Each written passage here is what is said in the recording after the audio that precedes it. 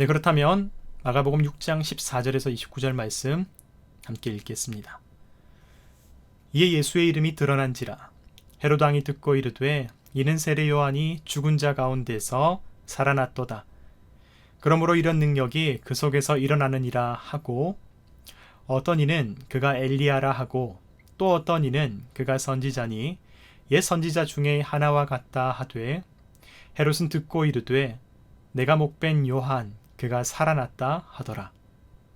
전에 헤롯이 자기가 동생 빌립의 아내 헤로디아에게 장가든 고로 이 여자를 위하여 사람을 보내어 요한을 잡아 옥에 가두었으니, 이는 요한이 헤롯에게 말하되 동생의 아내를 취한 것이 옳지 않다 하였습니다.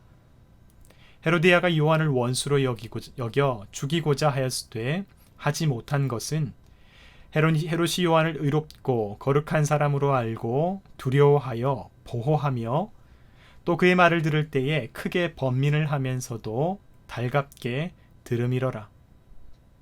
마침 기회가 좋은 날이 왔으니 곧 헤롯이 자기 생일에 대신들과 천부장들과 갈릴리의 귀인들로 더불어 잔치할세, 헤로디아의 딸이 친히 들어와 춤을 추어 헤롯과 그와 함께 앉은 자들을 기쁘게 한지라. 왕이 그 소녀에게 이르되 무엇이든지 내가 원하는 것을 내게 구하라. 내가 주리라 하고, 또 맹세하기를 무엇이든지 내가 내게 구하면 내 나라의 절반까지라도 주리라 하거늘. 그가 나가서 그 어머니에게 말하되 내가 무엇을 구하리이까? 그 어머니가 이르되 세례 요한의 머리를 구하라 하니, 그가 곧 왕에게 급히 들어가 구하여 이르되 세례 요한의 머리를 소반에 얹어 곧 내게 주기를 원하옵나이다 하니, 왕이 심히 근심하나 자기가 맹세한 것과 그 앉은 자들로 인하여 그를 거절할 수 없는지라. 왕이 곧 시위병 하나를 보내어 요한의 머리를 가져오라 명하니, 그 사람이 나가 옥에서 요한을 목베어 그 머리를 소반에 얹어다가 소녀에게 주니, 소녀가 이것을 그 어머니에게 주니라. 요한의 제자들이 듣고 와서 시체를 가져다가 장사하니라. 아멘. 이것이 오늘의 말씀입니다. 네, 여러분 어떠셨어요? 오늘 말씀 우리가 함께 총 3번의 말씀을 읽었는데요. 사실 오늘의 말씀, 우리가 지금까지 전개되어 왔었던 예수 그리스도의 어떤 삶의 모습과 이야기하고는 조금 생뚱맞게 느껴질 수도 있을 것 같습니다. 여러분, 성경을 읽다 보면요, 가끔씩 오늘 같은 말씀 본문을 읽을 때가 있는데요. 오늘의 말씀은 내용상으로는 세례 요한의 마지막 장면을 기록하고 있지 않습니까? 그런데 이 내용에 대한 어떤 배경 지식이 사실 없다 보면 어떤 내용으로나 그리고 상황적으로나 갑자기 이런 얘기가 왜 등장하게 될까? 이게 어떤 의미지? 라고 조금 의아해할 수도 있는 그런 부분들입니다. 왜냐하면요, 우리가 사실 지난주에 마가복음 6장 1절부터 13절까지 말씀을 읽으면서 우리가 어떤 모습을 발견하였나요? 예수님의 어떤 선교 이야기 가운데에서, 잠깐만요. 네, 실례했습니다. 예수님께서 제자들을 선교 사역으로 파송하시면서 그 가운데에서 일어난 일들이 있었지 않습니까? 그런데 오늘 갑자기 생뚱맞게 조금 세례 요한의 이야기가 갑자기 등장하는 것이에요. 아무런 예고도 없이 헤롯 왕의 이야기는 왜 갑자기 등장하는 걸까? 갑자기 성경 가운데에서도 이렇게 어떤 새로운 이야기가 삽입되는 것처럼 다가오는 본문들이 있습니다. 여러분, 이런 경우에는 목회자나 전문 서적을 통해서 어떤 지식적인 도움을 받는 것이 말씀을 전체적으로 행간을 이해하고 또 그 의미를 살피는데 도움이 될 수 있어서, 오늘은 제가 조금 평소와는 다른 방식으로 우리가 함께 읽었던 3번의 말씀을 기초로 하여서 오늘의 말씀의 배경에 대한 설명과 안내들을 함께 진행해 나가도록 하겠습니다.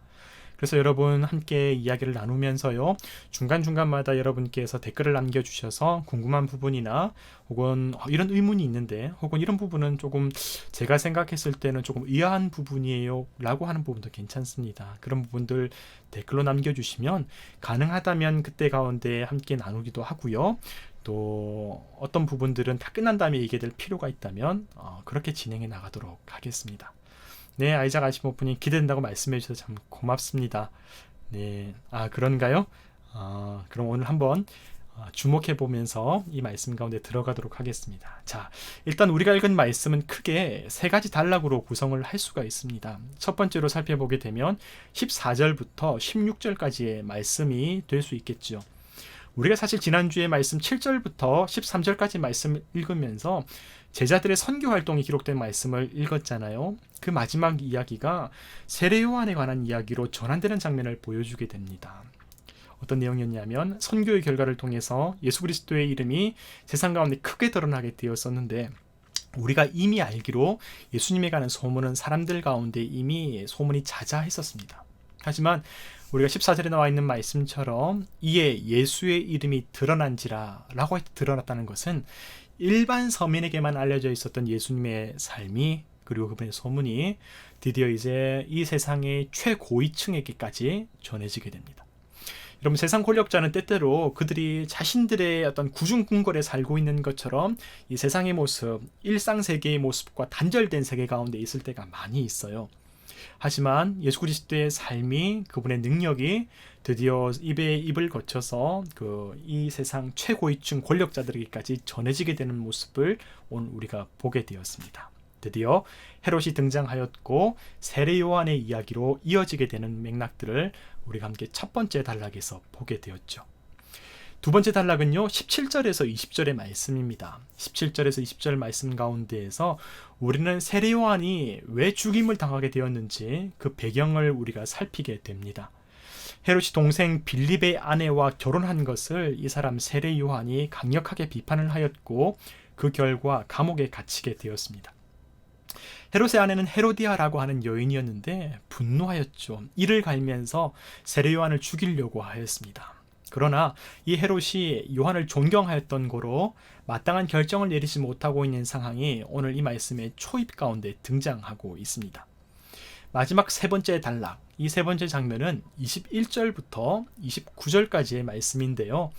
그렇게 자꾸 유보하고 있었던 세례 요한을 어떤 공격하고 하는 부분들을 그냥 가봉에만 가두어두고 유보하고 있었던 그 사정들을 어떤 과정 속에서 세례 요한이 처형되게 됐는지 그 상황을 극적으로 묘사해 주고 있습니다. 바로 그날은 기회가 좋은 날이라고 21절 말씀 가운데 정말 아이러니하지만 참 그 가운데 있었던 사람들의 심리, 그 내면을 잘 드러내 보여주는 표현 아닌가 싶어요. 기회가 좋은 날이 있어서 바로 헤롯의 생일 잔칫날, 헤로디아의 딸이 춤을 춰서 헤롯의 관심을 사게 되었고, 그 명분으로 인해서 세례 요한을 죽인 일이지요. 자, 신약 성경의 시작을 열었던 위대한 선지자의 마지막에 이렇게 초라하고 가슴 아프게 막을 내렸습니다. 이것이 오늘의 말씀의 내용입니다. 여러분, 오늘 성경은 우리에게 그의 어떤 해명이나 그의 어떤 변론, 또 혹은 어떤 메시지도 남기지 않고요. 정말 사실 일종의 조리돌림을 당하는 것처럼 악한 권세자들의 명분 노름에 의해서 정말 그 위대한 선지자가 죽음을 당하게 되는 그 모습을 우리에게 보여주고 있습니다. 너무 사실 어이없는 모습이죠. 어떤 우리가 하다못해 법정에 가서라도 어떤 항변하는 일들이 분명히 있을 텐데 그런 기록 하나가 남아있지가 않습니다. 여러분, 그래서 오늘의 말씀은 이 과정 가운데에서 다른 성경의 본문처럼 어떤 문장 하나하나에 담긴 메시지와 의미보다도 전체 이야기가 가지고 있는 어떤 교훈과 어떤 그 내용의 힘이 있습니다. 이제 그 이야기를 제대로 알기 위해서 헤롯이 누구인지, 그리고 헤로디아는 누구인지, 도대체 그들 가운데는 어떤 사정이 있었는지 그들의 이야기를 함께 살펴보도록 하겠습니다. 자, 사진보다 지도를 한 장 먼저 여러분에게 보여드릴게요. 제가 준비해온 지도인데요. 네, 보시면 잘 보이시나요? 예, 지도가 보이시나요? 이스라엘 전체의 지도라고 할 수 있습니다.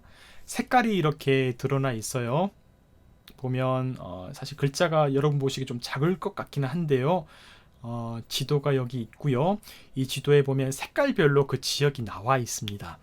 네, 이 색깔들이 어떤 의미를 갖고 있냐면 그 색깔마다 그 지역을 다스리고 있는 어떤 영토를 의미하고 있어요.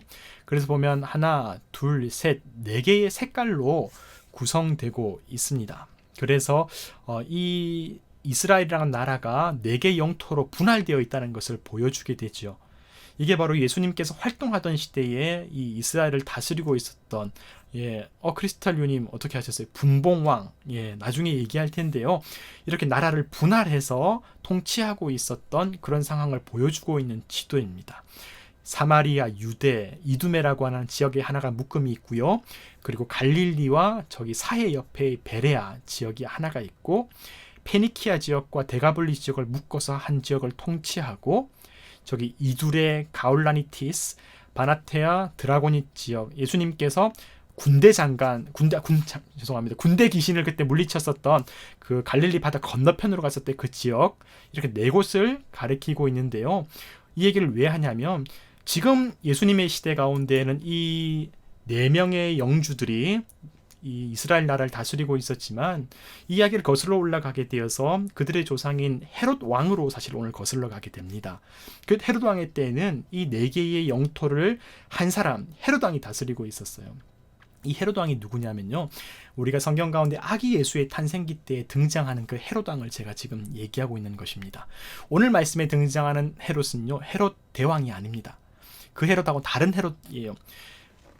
왜 사실 제가 여러분에게 오늘 이렇게 꼼꼼하게 조금은 잔소리같이 말씀을 드리냐면요, 성경 가운데 헤롯이라고 하는 이름이 엄청나게 많이 등장합니다. 엄청 헤롯이라는 이름이 많이 등장하여서요, 이 사람이 그 사람인가?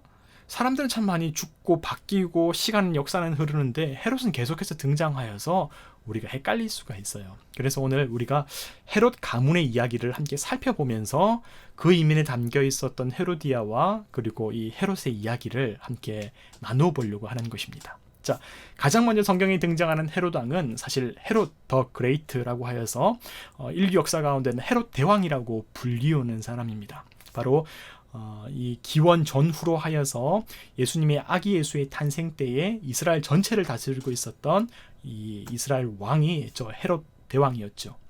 오늘의 말씀에 등장하는 헤롯이라고 하는 그 왕은 사실은 이 헤롯 대왕의 아들입니다.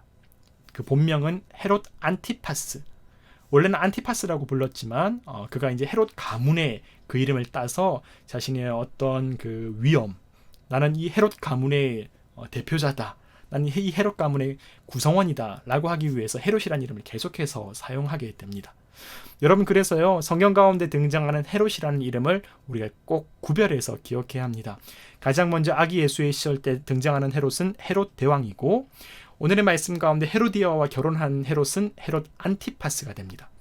나중에 사도행전에 가게 되면 또 헤롯이 등장하는데, 처음 사도행전 12장 가운데 등장하는 헤롯은 헤롯 아그리파 1세, 나중에는 또 헤롯이 사도행전도에 등장하는데 그때는 아그리파 2세.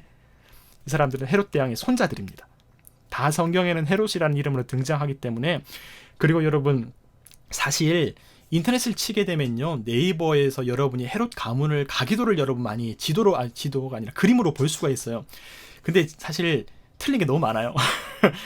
근데 그분들만 탓할 수 없는 게, 사실 요세푸스 같은 경우도 4세기의 대표적인 역사가인데도 불구하고 이 1세기에 일어났었던 가문의 일들이나 역사적인 이야기들을 되게 틀리는 경우가 많이 있어요.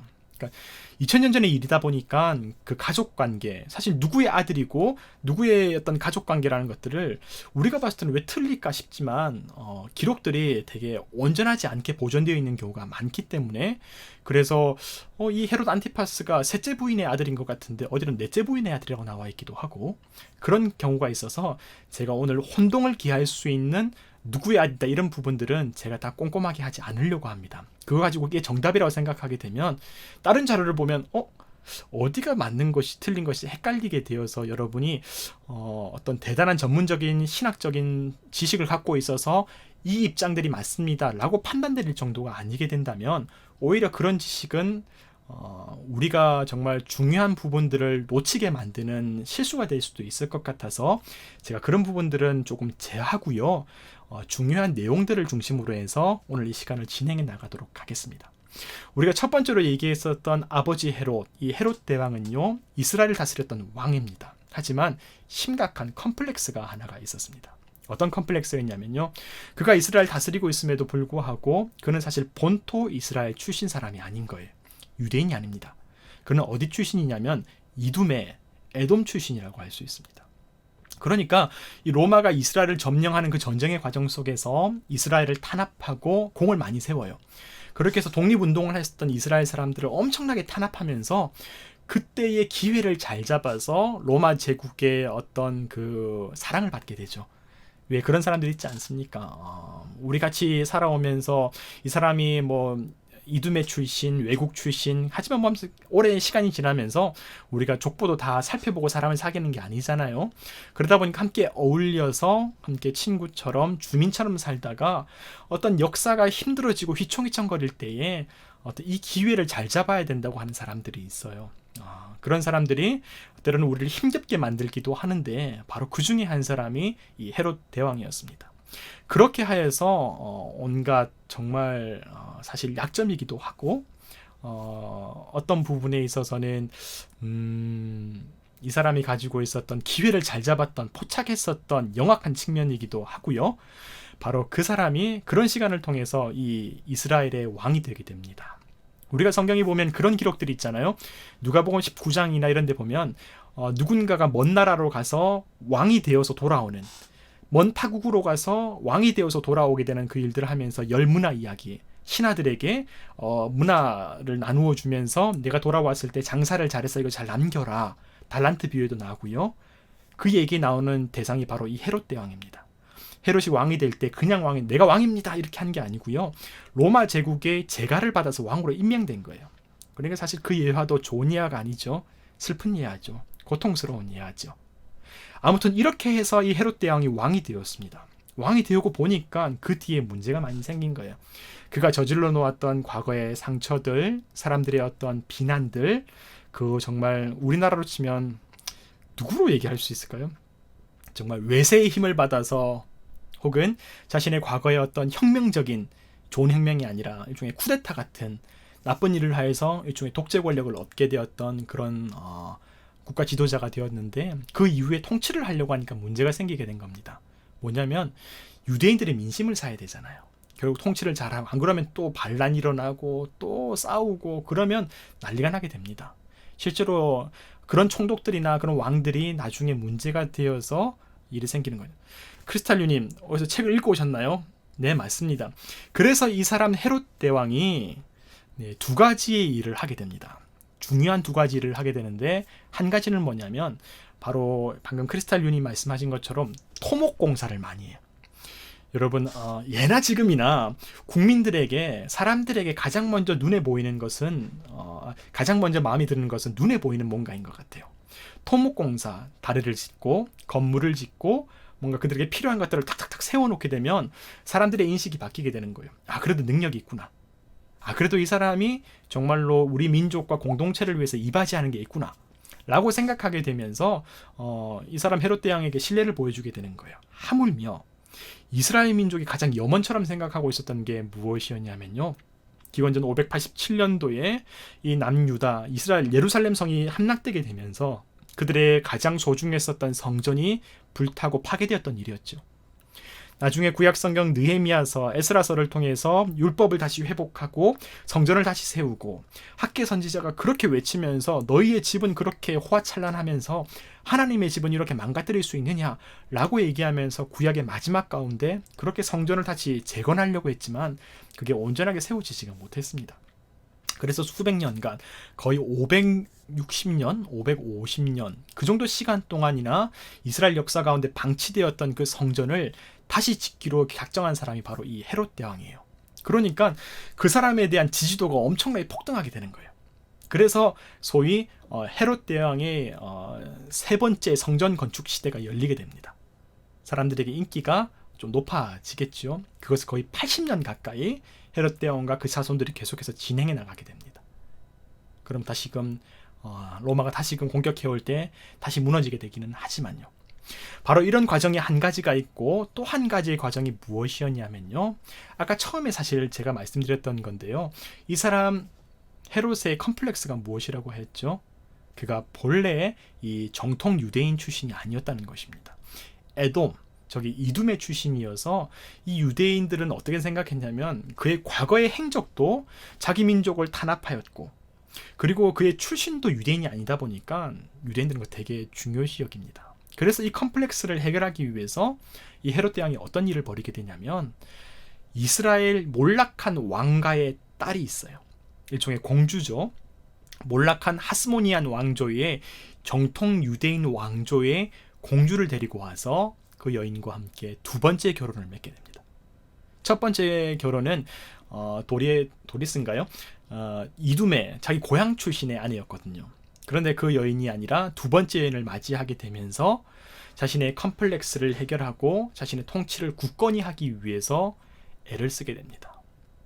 여러분, 조금 희한하죠? 왜 이렇게까지 할까 싶지만, 이 헤롯이 가지고 있었던 불안감과 이 헤롯이 가지고 있었던 컴플렉스가 상당했어요. 왜 우리가 아기 예수의 탄생 때 이 헤롯 대왕이 그때 태어났었던 유아들을 다 살해하는 정책을 펼치게 되잖아요. 그때 그 이유가 뭐냐면 유대인의 왕으로 태어날 사람. 예수님이 가리켜서 유대인의 왕이라고 표현하는 것이 어마어마한 의미가 있습니다. 그 시대에. 우리는 사실 유대인이 아니기 때문에, 그 시대에 살았던 사람이 아니기 때문에 왜 굳이 유대인의 왕, 당연한 얘기를 왜 할까? 한국 사람 이목사 굳이 이런 얘기를 왜 할까? 그렇게 받아들일 수 있지만, 그 사람들에게는 어떻게 받아들이게 되냐면, 유대인의 왕이라는 표현을 통해서 이 시대를 다스리고 있고 이 시대의 최고 지도자이고 이 시대의 왕이라고 생각되는 세상 권력자가 우리의 진정한 주인이 아니라 하나님께서 보내신 메시아, 그가 진정한 유대인의 왕이라고 생각하게 되는 거예요. 그러니까 이 사람 헤롯 대왕도 자신의 열등감, 불안감을 안고 그때 어린 아기들을 다 죽이려고 했던 거예요. 사실 상식적으로는 생각할 수 없는 일이잖아요. 나중에 실제로 무슨 일까지 벌이게 되냐면, 이 헤롯 대왕이 자기의 두 아들을 직접 살해하기까지 합니다. 자기의 친아들을. 우리가 사실 장모도 아까 그 혼인관계 맺었던 그 사람들과도 다 나중에 문제가 생기게 되는데요. 심지어 자기 아들까지 죽게 되는 일. 그런 일들을 벌이게 되는 것이죠. 자, 이렇게 헤롯 대왕의 시간이 지나가면서 아까 얘기했었던 두 번째 아내와 함께 많은 아이들을 낳는데, 그때에 낳은 아들, 그 아들이 또 딸을 낳는데, 그러니까 이 손녀가 되는 것이죠. 그 손녀의 이름이 바로 헤로디아라고 합니다. 헤로디아. 오늘 말씀에 등장하는 헤로디아예요. 그리고 이 두 번째 아내 말고요. 이 두 번째 아내는 정통 유대인 공주이잖아요. 이 아내 말고요. 예뻐서 그랬을까? 사마리아 출신의 또 새로운 여성을 가지고 자기의 아내로 삼게 됩니다. 이 헤롯 대왕이. 그러면서 그 사마리아 출신의 여성으로부터 낳은 아들이 바로 헤롯 안티파스, 오늘 우리가 말씀 가운데 등장하는 저 헤로디아의 남편이 되는 것이죠. 그 아들을 낳게 됩니다. 그러니까 두 사람의 관계는 사실 삼촌과 조카의 관계가 되는 것이죠. 나이 많은 삼촌과 또 조카, 손녀딸의, 헤롯 대왕의 손녀딸의 결혼이 되게 되는 것입니다. 여러분, 희한하다고 생각하고 어째 이런 일이 가능할까 싶을 수 있겠지만, 사실 헤로디아의 전 남편인 빌립조차도 헤롯의 아들입니다. 이게 무슨 족보야. 이게 무슨 이야기야 라고 생각할 수 있는데요. 결국 그 결혼조차도 삼촌과 조카 관계였기 때문에 정작 헤롯 가문 사람들에게는 이것이 이례적인 일이 아니라고 느껴질 수 있는 것이죠. 우리가 그 외 유럽의 귀족들의 중세의 이야기를 보게 되면 얼마나 많은 정략 결혼과 정말 그 가문 간에서 있던 순혈, 혈통을 유지하기 위해서, 그리고 자신들의 권력을 유지하기 위해서 정략 결혼을 하든지 아니면 권력이 바깥으로 새어나가지 않도록 그 가문 가운데에서 결혼하는 모습을 많이 보였습니까? 그렇죠. 죄송하지만 개족보네요. 저도 사실 이해가 안 됩니다. 여러분과 같은 시선으로 유대인들이 보았습니다. 그래서 그렇게 비판을 받았던 겁니다. 기본적으로 그 결혼조차도 비판을 받았었는데, 이 사람 헤롯 안티파스는 거기다가 자기의 형제, 이복 형제의 아내를 데리고 와서 자기의 첫 번째 아내를 쫓아보내고 이 사람 헤로디아와 함께 결혼하게 된 것이죠. 그러니까 얼마나 많은 사람들이 비판했겠습니까? 유대인들을 통치할 때 큰 문제가 생기게 된 거예요. 거기에 기름에 불을 붓듯이 민족의 존경받는 사람, 정말 그 지역의 오피니언 리더라고 불릴 수 있는 세례 요한이 페이스북에 글을 싹 쓴 거죠. 그러면서 조회수 엄청나게 올라가고 좋아요 막 계속 올라가게 되면서 사람들의 추천을 받게 되고, 이만큼 영향력 있게 되니까 그것을 그냥 두고 볼 수 없게 되는 상황이 펼쳐지게 된 것이 오늘의 발단이 되는 것입니다.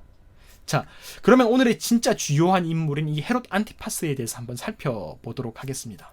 좀 지루하죠. 얘기가 많아서 중간중간에 얘기해 주시면 조금 다른 얘기도 하고 그렇게 하겠습니다.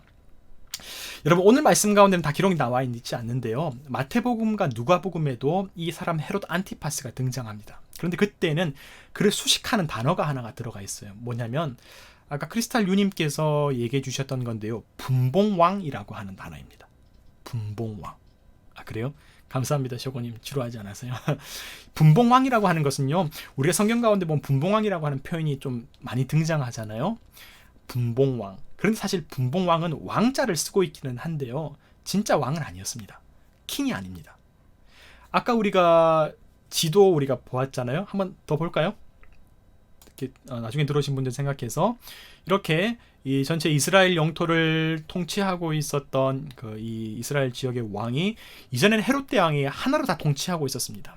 하지만 헤롯 대왕 이후에 그의 아들 아켈라오가 성경 가장 첫 부분에 나오죠. 신약 성경 가운데에서 아켈라오가 사마리아와 유대와 이두메의 땅을 중심으로 이것을 통치하였지만 잘 통치를 못했습니다.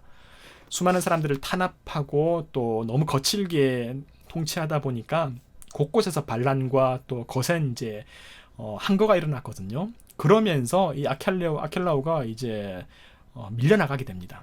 그 뒤로부터 이 이스라엘 땅이 4개로 분할되어서 4개의 땅으로 나뉘어서 통치하게 되고, 저 중앙 무대인 사마리아, 유대, 이두메 땅은 로마의 총독이 와서 파견 나와서 관리하게 됩니다. 왕처럼 내가 이곳에 계속 살면서 정말 통치하는 그런 개념이 아니라 총독이 오게 되죠. 그래서 우리가 알고 있는 본디오 빌라도까지 도달하게 되는 것입니다. 하지만 그 시절에도 지방 영토 같은 경우는 분봉왕이라고 하여서 사실은 영주입니다. 4개로 나뉘어진 영주거든요. 그 지역을 다스리고 있는, 갈릴리 지역을 다스리고 있는 이 헤롯 안티파스 같은 사람들이 분봉왕으로서 그곳을 다스리고 있었어요. 헬라어로는 테트라크라고 하는 게 이 분봉왕이거든요. 테트라라고 하는 그 헬라어 의미가 4라고 하는 의미입니다. 숫자 4. 그러니까 4분의 1의 지도자. 4개로 나누어서 그 영토를 다스리던 지도자가 분봉왕이라고 하는 의미죠. 킹의 의미가 아니라. 사실 혹시나 조금 지루할까봐 제가 그냥 우스갯소리로 했지만 사실입니다. 상식인데요. 여러분, 테트리스라고 하는 게임 아십니까? 삐비비비비비비 맞나 이거? 이 소리? 왜 되게 전 세계에서 가장 유명한 게임 중에 하나가 테트리스잖아요. 위에서 도형이 딱딱딱 내려와서 한 줄로 쫙 맞추게 되면 삐링 하면서 이제 사라지고, 그렇게 이제 도형들 맞추는 게임이잖아요, 테트리스. 그 테트리스의 의미가 뭐냐면요, 4개의 점들로 구성되어 있는 도형입니다. 그때 테트라가 바로 이 테트라예요. 테트라크 4개, 분봉왕 할 때 했던 그 4개의 어떤 그 4라고 하는 의미가 똑같이 사용되어 있는 겁니다. 별로 중요한 얘기 아니었습니다. 그래도 그냥 너무 지루하실까봐 제가 그냥 준비한 거였고요. 아무튼 자, 이 헤롯 안티파스는 식민지인 이스라엘을 다스리던 4명의 영주 중에 한 사람이었는데, 예수님께서 이 헤롯 안티파스를 대단히 자주 언급합니다. 성경에 꽤나 많이, 제가 알기로 한 20번 가까이 성경 가운데 복음서에 기록되어 있는 것으로 제가 알고 있어요. 예를 한번 들어보면요, 누가복음 13장 32절에 보면요, 헤롯이 당신을 죽인다고 사람들이 와서 얘기를 해요. 그러니까 누가복음 33절 32절인가요? 그 헤롯 안티파스가 대답을 어떻게 하냐면, 너희가 가서 저 여우에게 말하라 라고 얘기해요. 그러니까 헤롯을 가리켜서 여우라고 표현한 것이죠. 여러분, 여우라고 한다면 떠오르는 딱 그 성경 문구가 있지 않습니까? 여우도 굴이 있고 공중의 새도 나는 거처가 있는데 인자는 머리 둘 곳이 없구나.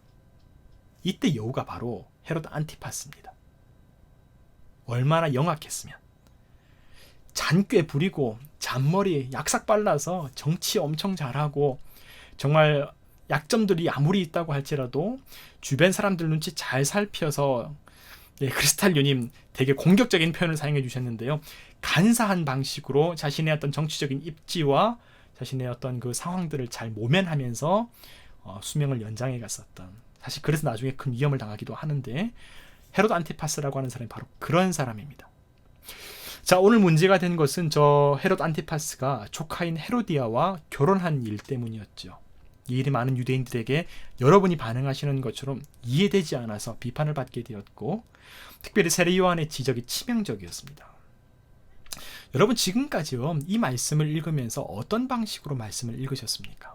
혹시 오늘의 말씀을 읽으면서 사실 세례 요한에 관한 이야기보다도 두 사람의 결혼 이야기 가운데에서 조금 어떻게 이렇게 결혼할 수가 있지? 그리고 어떻게 이렇게 이혼할 수 있지? 얼마나 둘이 좋았으면, 잘못된 로맨스와 같은 방식으로 오늘의 말씀을 접하면서 결국 오늘의 말씀의 결론이 저렇게 불륜하면 안 되고 저렇게 나쁜 선택하면 안 되고 도덕적인 신앙생활이 되자라고 하는 결론으로 맺어지지 않았을까? 저는 감히 생각해 봅니다. 저도 심지어 교회에서 설교를 많이 들었을 때 어릴 적 너희가 이렇게 저렇게 나쁜 결혼 생활을 하면 안 돼 라고 얘기를 들었던 적이 꽤 있었거든요. 네, 아이작 아시모프님, 맞습니다. 생일날 죽은 사건은 과거고요, 14절로 돌아오는 것이었습니다. 네, 정답입니다. 아주 현명한 판단입니다. 14절에 그 얘기를 하면서 그때 그런 사건이 있었는데 예수님의 어떤 그 선교 사역을 보면서 세례 요한이 다시 태어난 거였구나, 그렇게 착각했던 것이죠, 이 사람이. 그러면서 예수님은 누구이고 세례 요한은 누구이고 각 사람은 누구인가, 그 사람들의 정체를 물어보게 되는 그 질문이 사실 오늘의 말씀의 가장 근본적인 질문이 되게 되는 것입니다. 아주 중요한 포인트를 말씀해 주셨죠. 자, 다시금 논지로 돌아오게 되면요, 오늘 우리가 함께 이 사람들의 과거와 형편들을 살펴보게 되면요, 단순한 두 사람의 개인의 일탈과 도덕성을 넘어선 심각한 문제가 그 사건의 본질이라는 것을 우리는 발견하게 됩니다. 그 이유는 바로 여기에 있습니다. 저 헤로디아의 두 번째 남편은 어떤 사람이었냐면 빌립이라고 하였습니다. 여러분, 빌립이 성경에 또 두 사람 등장합니다. 우리가 기본적으로 알고 있고 인터넷에서 네이버를 치면 나오는 빌립이라고 하는 사람은 빌립 2세입니다. 헷갈릴 수 있어요. 그 빌립 2세는 어떤 사람이냐면 아까 우리가 지도에서 본, 지도 한번 다시 보겠습니다. 저기 갈릴리와 이 베레아는 이 헤롯 안티파스가 다스리고 있었지만 저 위에 이두레, 가울라니티스, 바나테아, 드라고닛, 우리가 지난번에 군대 귀신 얘기가 나왔었던 그 드라고닛 지역, 그리고 그 밑에 내가선 데가볼리 지역, 데가볼리 지역은 아니지만 그 부근의 지역들은, 그때 나왔던 지역들은 바로 빌립 2세가 다스리고 있었던 지역입니다. 그 지역의 왕이 빌립 2세입니다. 그 사람은 헤로디아의 남편이 아닙니다. 헤로디아의 남편은 어떤 사람이냐면 빌립 1세라고 하여서 헤롯 안티파스의 배다른 형제인데요, 별다른 공직을 맡고 있지 않았던 일반인이었습니다. 하지만 그 사람의 특징은 어떤 특징을 갖고 있냐면, 어떤 역사의 어떤 기록들이나 어떤 보통 사람들이 권력자들의 스캔들이나 이런 에피소드를 되게 흥미롭게 기록하면서 회자되잖아요. 그런 사건 사고 없이 모나지 않게 나름 인생을 소탈하게 잘 살아갔었던 사람입니다. 그러니까 일종의 이 헤롯 가문의 사람들 중에서는 정말 선량한 유전자를 물려받았던, 나름 정말 내세울 수 있었던 인간적으로 참 괜찮은 사람이었습니다. 그랬던 빌립의 집에 이 헤롯 안티파스가 방문하게 됩니다. 바로 그곳에서 이 헤롯 안티파스가 헤로디아를 만나게 되었는데 그때 눈이 맞게 된 거였어요. 그런데 단순히 눈이 맞은 것 문제가 아니라, 이렇게 빌립이 참 훌륭하고 인품도 상당히 괜찮은 사람이었음에도 불구하고 이 아내 헤로디아는요, 만족하지 못했던 거예요. 사실 이 빌립도 헤로디아에게는 두 번째 남편입니다. 여러분 알고 계셨죠? 헤롯 안티파스와 결혼했던 것은요, 재혼이 아니에요. 세 번째 결혼입니다. 그러니까 유대인들은 이해를 못하는 거예요. 유대인들은 어떤 생각하냐면, 나중에 다른 성경에는 뭘로 연결이 되냐면 이혼과 이혼 증서에 관한 얘기로 벌어져요. 그때 보면 뭐라고 나와 있냐면요, 남편이 이혼하는 것도 문제인데 이 경우는 어떤 경우입니까? 여성이 세 번째 결혼을 한 거예요. 그러니까 이 고대 사람들에게는 이해가 되지 않는 거예요. 사실 오늘날로 어떤 역사학적인 관점에서 보게 되면 이 여성은 대단히 신여성입니다. 자기의 인생을 철저하게 주체적으로 설정하고 계획하고 자기의 욕망에 충실한 대로 자기가 원하는 인생을 향해서 진취적으로 살아갔었던 신여성이라고 볼 수 있는 시대를 한 2000년을 앞선 사람이죠, 이 헤로디아는. 하지만 그 시대 사람들의 정서에서는 그것이 이해되고 용납될 수 없었던 상황이었습니다. 첫 번째 남편은 내란 음모죄로 반역죄로 몰려서 실각한 다음에 나중에 어떤 암살을 당하게 되었죠. 그러면서 이 여인 헤로디아가 되게 큰 원한과 인생의 응어리를 갖고 있었어요. 하지만 동시에 욕망이 되게 강한 여성이었거든요. 나는 꼭 왕비가 되겠다고 하는 욕심을 갖고 있었어요. 왜냐하면 이 사람은 이 하스모니안 왕조의 정통 공주의 후예거든요. 출신이 대단히 훌륭합니다. 할아버지는 헤롯 왕이고 할머니는 이 유대인 정통 공주의 후예입니다. 그러니까 나는 언젠가 반드시 왕비가 될 거야. 하지만 빌립은 착하고 인간적으로는 괜찮았지만 출세와는 전혀 멀리 있었던 사람. 그렇게 마음에 만족이 없는 상태에 있을 때에 저 헤롯 안티파스를 만나게 되었죠. 헤롯 안티파스는 어때요? 욕망의 사나이. 이익에 빠르고 계산에 능하고 처세에 능해서 여우처럼 자기에게 원하는 욕망을 채우기 위해 애를 씁니다. 그런 두 사람이 만나게 된 거예요. 왕이 되고 싶은 남자. 그러면서도 어머니는 누구였어요? 이거 부부의 세계인가요? 좀 그런 면이 있네요. 네, 어머니는 사마리아 출신이었기 때문에 이 헤롯 안티파스에게도 아버지와 같은 약점이 있는 거예요. 그러니까 이 약점과 욕망이 같이 있는 거예요. 왕이 되고 싶은데 진짜 더 출세하고 싶은데 약점. 사마리아 출신의 어머니. 출신이 한계가 있는 거. 네, 크리스탈유님 맞습니다. 구약에 밧세바가 있었다면 신약에는 이 헤로디아가 있는 겁니다. 이 여성 헤로디아는 매력적이면서도 정통 유대인 왕조의 후예였기 때문에 왕비가 되고 싶은 욕망 가운데 있었다는 거예요. 환상에 짰고. 실제로 여러분 이건 잠깐 번얘기도 한데요. 구약 성경을 연구하는 학자들 가운데 밧세바에 관한 연구를 하는 경우에 있어서는 밧세바를 단순한 피해자로 여기지 않습니다. 여러분 성경 말씀에 보게 되면 밧세바가 그 전쟁 시기 가운데에 왕궁에서 보여지는 그 자신의 집 옥상에 올라가서 목욕을 하게 돼요. 보이는 데 가서 목욕한 겁니다. 다윗 왕이 자신을 발견할 수 있도록 노출시킨 겁니다. 이게 다윗의 잘못된 것들을 되게 보호하려고 하는 얘기가 아니고요. 그래서 그 이후에 솔로몬이 왕이 될 때에 이 사람 밧세바가 자기 아들 솔로몬을 왕으로 만들기 위해서 엄청나게 적극적으로 정치적인 모습 가운데 가담하게 됩니다. 그러면서 이 밧세바와 솔로몬의 어떤 그 무리들이 이 이스라엘 민족의 집권 세력으로 등극하게 되면서 그 이후에 나중에 그 반대 세력과의 갈등 속에서 남왕조와 북왕조가 갈리게 돼요. 남북의 어떤 그 분열 가운데 단초를 제공하게 됩니다. 그러니까 이렇게 역사의 흐름 가운데 있었던 그 배경 이야기를 통해서 그 인생들이 가지고 있었던 욕망과 그 과정들을 읽어내는 시간들을 통해서 우리는 단순히 그래 결혼 그렇게 하면 안 되는데 왜 또 저 두 번째 부인을 저렇게 근친상간도 아니고 왜 저렇게 했지? 이 정도의 얘기로 끝나는 게 아니고요. 두 사람은 세계의 결혼이라고 생각했었던 그 시기 가운데 그들의 욕망과 그들의 어떤 그 연합이 어떠한 파장으로 세계 가운데 몰아닥치게 되는지를 그 현장을 보게 되면서 우리가 그 가운데 담겨져 있는 이 사건의 본질을 포착할 수 있게 되는 것이죠. 여러분, 그들에게는 참으로 환상의 짝꿍이 만나게 된 것입니다. 서로의 필요를, 서로의 만족을 채워줄 수 있는 만족을 위한 신앙, 만족을 위한 삶, 욕망을 위한 삶 가운데에서 최대의 걸림돌이 등장하게 된 것이죠. 그 사람이 바로 세례 요한이라고 하는 사람입니다. 그들의 정치적인 입지와 그들의 앞으로의 순탄한 과정들을 가로막을 것 같은 한 사람, 정치인으로서의 삶을 힘들게 만들 것 같은 한 사람, 세례 요한을 제거하기 위해 그들에게는 명분이 필요했습니다. 그리고 감옥에 가둬둔 채로 그 시간을 보내고 있다가 21절의 표현으로 참 기회가 좋은 날이 드디어 찾아온 것이죠. 그때에 잔치가 열렸습니다. 이것이 오늘 사건의 배경 가운데 있는 이야기입니다. 여러분 사실 오늘의 내용은 간단하죠. 헤롯의 생일날에 잔치를 열었고 헤로디아의 딸이 춤을 추면서 헤롯의 마음을 흡족하게 했습니다. 그리고 그때 내뱉은 약속을 지키기 위해서 세례 요한을 목을 베게 된 것입니다. 그렇죠.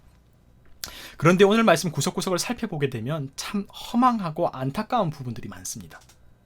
말씀 19절과 20절의 말씀을 한번 보도록 하겠습니다. 제가 다시 말씀 보여드릴게요. 19절과 20절의 말씀 볼게요. 19절과 20절 말씀 제가 먼저 읽어드릴게요. 헤로디아가 요한을 원수로 여겨 죽이고자 하였을 때 하지 못한 것은 헤롯이 요한을 의롭고 거룩한 사람으로 알고 두려워하여 보호하며 또 그의 말을 들을 때에 크게 번민을 하면서도 달갑게 들음이러라. 헤롯의 내면의 고충과 그의 진심을 읽을 수 있는 부분이 성경을 통해 기록되어 있습니다. 여러분 어떻습니까? 헤롯 안티파스가 이 사람 요한을 존경했다고 합니다. 헤로디아가 세례 요한 죽이고자 하였지만 동의하지 않고 감옥에 두면서 그 시기를 지나보내려고 했었던 것이죠. 세례 요한을 거룩하고 의로운 사람으로 여겨서 그의 말이 힘들고 아프고 싫지만 그 말을 곱씹어 볼 때가 있다고 할 정도로 그만큼 세례 요한 존경했습니다. 여러분, 우리는 여기서 정말 중요한 지점을 발견하게 됩니다. 여러분, 우리의 선택과 우리의 마음은 얼마든지 상관없을 수 있다는 사실입니다. 이게 무슨 얘기인가요? 존경한다고 해도요, 공경하지 않을 수 있습니다. 사랑한다 말하면서도요, 사랑하지 않을 수 있습니다. 여러분, 마음은 마음이고요, 선택은 선택입니다. 재미있는 말씀 구절이 하나가 있어요. 예수님께서 그런 말씀하시죠. 예수님께서 내 마음이 있는 곳에 너의 물질이 있다고 말씀하셨습니까? 아니면 내 물질이 있는 곳에 내 마음이 있다고 말씀하셨습니까?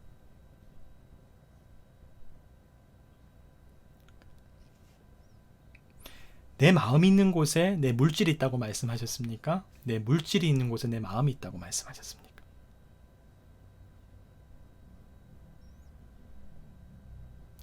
안 되면 찍기라도 해보세요. 50대 50입니다.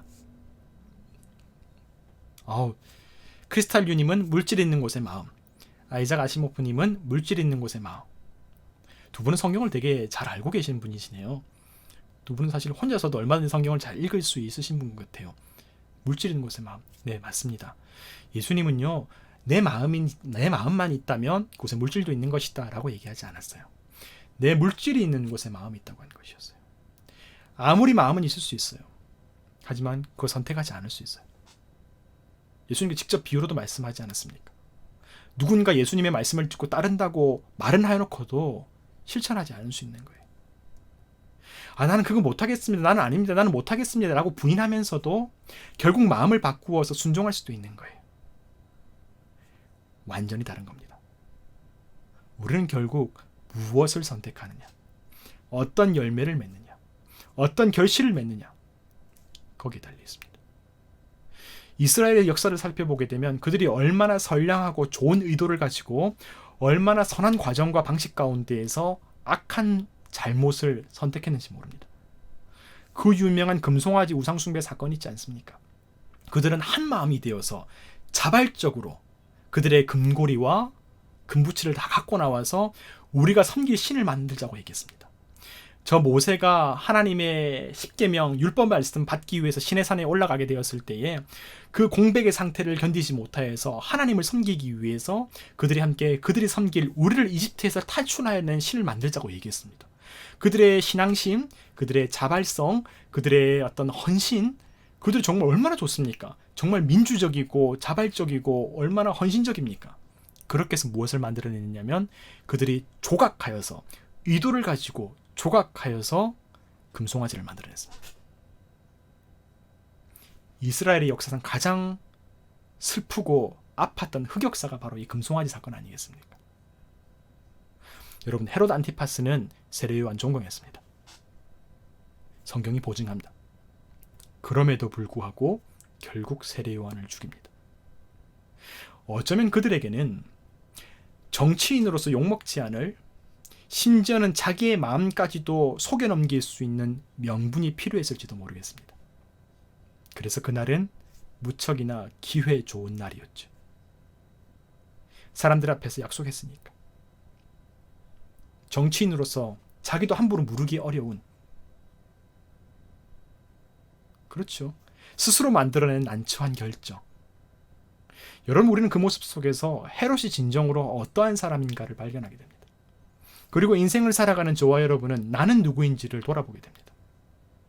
허물과 실수에도 불구하고 나는 지금 어디서 무엇을 하고 있는 사람인가? 좋았던 생각과 말이 가득했음에도 불구하고 결국 무엇을 선택하고 있는 사람인가? 또 하나가 있습니다. 저는 이 과정을 보면서 다른 한 사람이 떠올랐습니다. 마가복음 15장 14절과 15절 말씀, 그리고 누가복음 23장 22절과 마태복음 27장 24절. 제가 굳이 말씀을 드리는 이유는 한번 찾아보시라고 제가 말씀을 드리는 겁니다. 예수 그리스도의 죽음을 심판하는 그 가운데에서 한 사람이 등장합니다. 우리가 아까 얘기했었던 본디오 빌라도라고 하는 로마의 총독이 등장합니다. 그는 도무지 신문하여도 예수님의 죄를 찾지 못했습니다. 하지만 사람들은 예수님을 죽이라고 얘기했죠. 종교 지도자들이 그렇게 선동했지 않습니까? 예수님께서 율법을 어기고 안식일도 파기하여서 자기가 마치 하나님인 것처럼 그렇게 행동하고 있다고, 그렇게 행세한다고. 그때 본디오 빌라도가 뭐라고 얘기했냐면, 아까 말씀드린 누가복음 23장 22절 제가 적어드릴게요. 누가복음 23장 22절, 마태복음 27장 24절. 바로 이 말씀 가운데에서 예수님께서 뭐라고 하냐면, 나는 이 사람의 죄를 알지 못하지만 당신들이 원해서 하는 것이라고 얘기를 하는 것이에요. 아니, 죄를 알지 못하면 판결을 똑바로 내려야죠. 소신을 지켜야죠. 자기의 역할을 분명히 해야죠. 자신의 지도자로서의, 재판을 내리는 사람으로서의 역할을 올바르게 해야죠. 죄가 없음을 알고 있지만 당신들이 원해서 하는 거라고 얘기를 하는 거예요. 헤롯과 똑같은 방식 아니겠습니까? 나는 원하지 않지만 다른 사람의 만족을 채우기 위해, 헤로디아의 만족을 채우기 위해, 사람들에게 정치인으로서 기대하는 그 모습을 채우기 위해서 나의 소신과 다른 결정을 하게 되는 겁니다. 그러면서 손을 씻죠. 나는 상관없다고. 나는 무죄하다고. 다른 사람의 만족을 채우며 살아가는 인생. 여러분, 세례 요한의 죽음 가운데에서 저는 예수님의 죽음이 마치 예고된 것 같은 그런 모습을 보게 되었습니다. 하나님의 사랑과 약속에 충만한 의로운 사람들조차도 이 부패한 세상 가운데에서 죽임을 당하게 됩니다. 여러분, 정의롭고 아름다운 신앙인, 참으로 열심히 기도 잘하는 신앙인들이 실패할 수 있을까요? 그럴 수 있습니다. 정말 기도 열심히 하는데, 정말 하나님의 말씀 가운데 살아가게 되는데, 세상의 시선으로 보았을 때는 실패하고 참혹하게 죽임을 당할 수 있습니다. 배신을 당할 수도 있습니다. 우리가 그토록 자랑하는 세례 요한과 예수 그리스도의 인생입니다. 여러분, 이 오늘의 죽음은 예수님의 죽음과 함께 그분을 따르는 인생들 가운데에도, 그 성실하고 숭고한 인생 가운데에도 죽음이 찾아올 수 있음을 예고해주고 있습니다. 누구에 의해서? 저 헤롯 왕가의 저 가문의 사람들과도 같이, 그 사람들과도 같이 무엇이 옳은지 옳지 않은지 다 알고 있지만, 지혜롭지만 자신의 욕망 때문에 사람들의 눈치를 보면서 사람들의 만족을 채우고 정치적인 입지를 다지고자 했던 그 사람들 때문에 죽임을 당할 수도 있다는 것을, 역사의 희생자가 될 수 있다는 것을, 역사의 십자가가 될 수 있다는 것을 우리는 목격합니다. 여러분, 얼마나 이런 일이 많습니까? 소신을 잃어버린 세계에서, 욕망과 눈치로 인생을 살아가는 그 세계 속에서 예기치 못한 희생자들이 속출하게 됩니다. 여러분, 이것은 단지 정치만의 얘기가 아닙니다.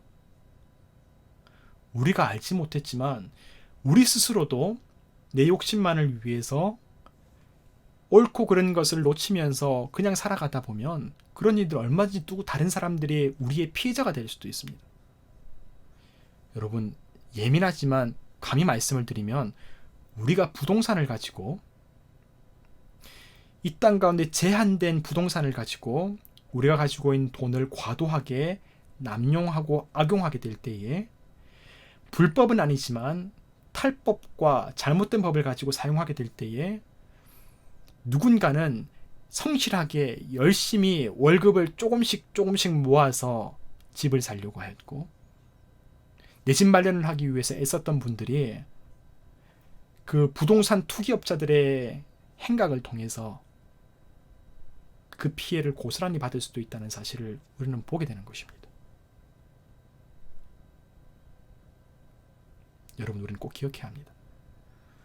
우리의 현실은 분명 이 세상의 악한 권세가 붙잡고 있는 것처럼 보입니다. 그 공중권세 잡은 자는 믿음을 잃어버리고 욕망과 눈치로 자기 이익을 위해 살아가는 사람들의 활동들을 잘 활용하고 이용합니다. 그 헤롯의 삶은 세례요한만 죽인 게 아니었어요. 나중에 이런 인생들이 본디오 빌라도와 함께 예수님까지 죽인 게 아니었어요. 시간이 지나서 인생의 마지막에 이 사람 헤롯은 아내 헤로디아의 바가지를 되게 많이 겪게 됩니다. 왜냐하면 이 헤로디아의 친오빠인 헤롯 안티파스 1세, 아까 얘기했죠. 사도행전 12장에 등장하게 되는 또 다른 헤로디아의 손자이면서 헤로디아의 오빠, 이 헤롯 안티파스가 저 빌립 2세가 다스리고 있었던 외곽 지역을 나중에 물려받게 됩니다.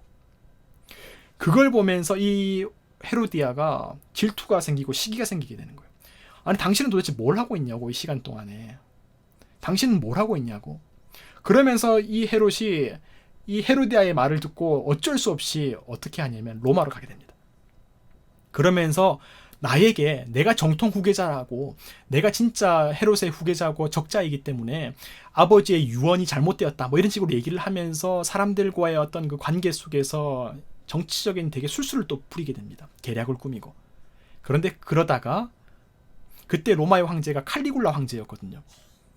근데 이 칼리굴라 황제가 이 헤롯 안티파스랑 되게 친해요, 어릴 적부터. 그러니까 아무리 헤롯 안티파스가 계략을 꾸미고 술수를 부려도 먹히지가 않죠. 결국 이 사람 헤로디아와 헤롯이 어떻게 되냐면 자기 꾀에 넘어가게 되어서 정치적으로 밀리게 됩니다. 그래서 귀양을 가게 됩니다. 이놈들 안 되겠다. 그리고 그 유배지에서 두 사람이 함께 쓸쓸하게 최후를 맞이하게 되죠. 머리 쓰며 살다가, 욕망에 눈이 멀어서 머리 쓰며 살다가 결국 그들의 인생이 처참한 최후를 맞이하게 됩니다. 가지고 있었던 거 다 잃어버리고. 여러분, 이제 오늘의 말씀 정리하도록 하겠습니다. 이 세상의 공중권세 잡은 자는 우리의 욕망을 비틉니다. 자극합니다. 그래서 자기 자신과 주변을 결국 망가뜨리도록 만듭니다.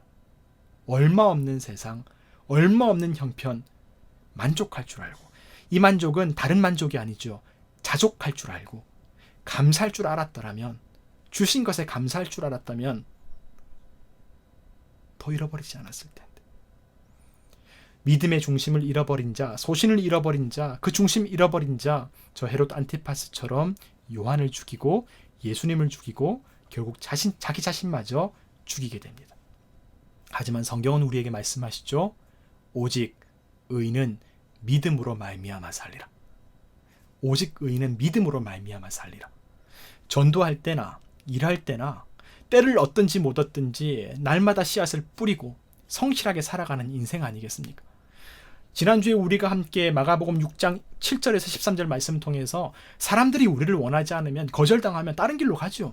묵묵하게 당당하게 그 길 걸어가는 겁니다. 제자들의 선교고 예수 그리스도의 방식입니다. 예수님은 사람들에게 흔들리지 않아요. 오라고 해서 가는 것도 아니고 오지 말라고 해서 안 가는 것도 아니에요. 바람과도 같이 자기의 일을 묵묵하게 해나가시는 그 삶입니다. 그러니까 그게 십자가라고 할지라도 하나님께서 내게 맡기신 것이니까 지고 가는 것이죠. 여러분, 세례 요한은 죽었습니다. 예수님은 죽었습니다. 십자가를 졌습니다. 그런데요, 우리는 그것이 끝이 아니라는 것을 믿습니다. 그것이 기독교 신앙입니다. 그 길 뒤에 하나님의 나라, 하나님의 영광의 시간, 부활의 영광이 기다리고 있다는 것을 믿는 것이 제자들이고 믿는 자고 기독교 신앙인 아니겠습니까? 그 믿음이 있기 때문에, 죽음과 절망과 좌절과 실패와 멸망이 끝이 아니기 때문에 우리는 오늘의 삶 가운데에서 부족하고 실수하고 허물 많은 인생이지만 그래도 예수 잘 믿어보기 위해서, 그래도 말씀대로 살아가 보기 위해서, 그래도 하나님께서 주신 우리의 사명을 지키기 위해서 살아가 보려고 함께 사랑하고 자족하고 부족하지만 그래도 함께 더불어 살아가기 위해서 애를 쓰며 살아가는 것 아니겠습니까? 여러분, 저는 저와 여러분 모두가 그 길 걸어가는 믿음의 공동체, 모두의 교회가 되기를 바랍니다.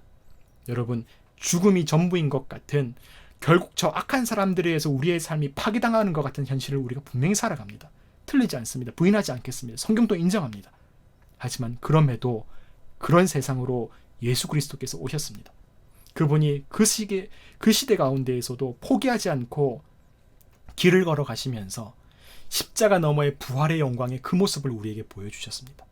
그래서 예수님이 우리의 길이 되시고 진리가 되시고 생명이 되시고 부활이 되십니다.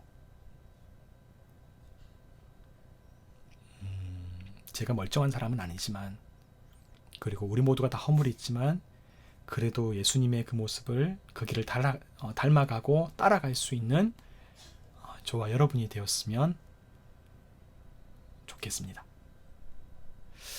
네, 오늘 제가 준비한 시간은 여기까지예요. 아마 여러분께서 오늘 말씀 함께 나누면서, 그리고 개인적으로 읽으시면서 느끼신 부분과 질문하실 부분들이 분명히 있을 것 같아요. 제가 잠깐 기도하고 마무리한 후에 여러분 질문이나 또 다른 얘기들 남겨주시면 그 부분 2부 순서로 함께 나누는 시간을 갖도록 하겠습니다. 네, 오늘 제가 준비한 시간 여기까지고요. 제가 기도하고 1부 시간을 마무리하도록 하겠습니다. 제가 기도할게요.